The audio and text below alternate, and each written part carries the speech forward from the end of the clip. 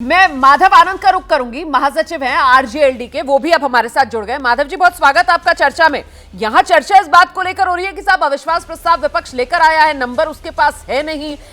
आपने सुना सैयद जफर इस्लाम साहब कह रहे हैं कि साहब हम विपक्ष को एक्सपोज कर देंगे, लेकिन कांग्रेस पार्टी जो हुंकार भर रही है और कह रही है कि साहब इतनी नाकामियां सरकार की सिर्फ और सिर्फ मणिपुर के मुद्दे पर ही अगर बात की जाए, जो सवाल अभी रख रहे थे साहब कि खुद सरकार एक्सपोज हो जाएगी।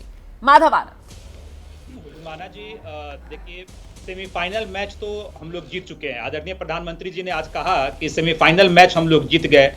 फाइनल मैच जो है अभी चल रहा है। फाइनल मैच का रिजल्ट क्या होगा वो पूरे भारतवर्ष की जनता को पता है। अब विपक्ष अविश्वास प्रस्ताव इसलिए लाता है, कहता है कि मणिपुर पे डिस्कशन सरकार नहीं चाह रही है, जबकि केंद्र सरकार, एनडीए की सरकार, आदरणीय प्रधानमंत्री जी यानी बहुत ही गंभीर हैं इस विषय को लेकर और चाहते हैं कि इस पे गहन चर्चा सदन में हो।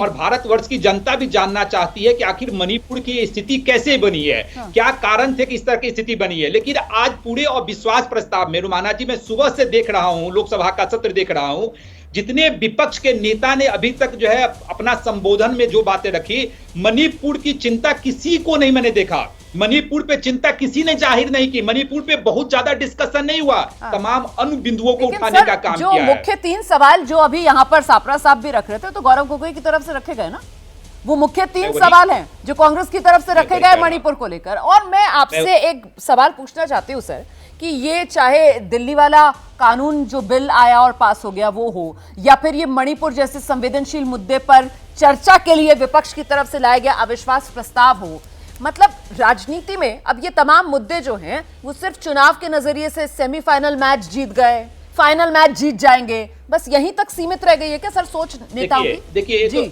ये तो विपक्ष की चाल थी। देखिए विपक्ष जिस मुद्दों को लेकर अविश्वास प्रस्ताव लाए, रुमाना जी वही मैं बार बार कह रहा हूं, सब विपक्ष को भी पता है कि नंबर किसके पास है, संख्या बल किसके पास है।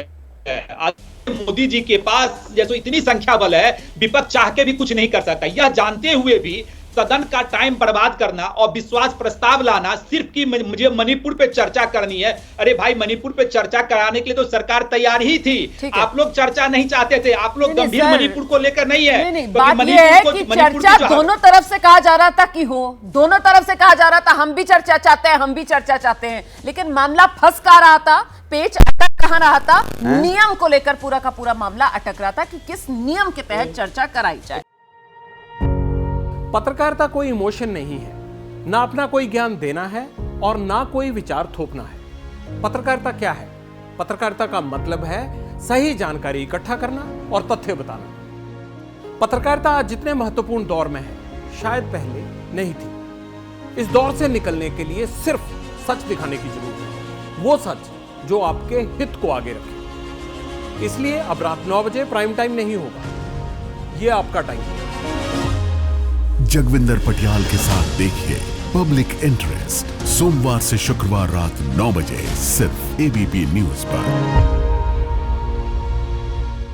एबीपी न्यूज आपको रखे आगे।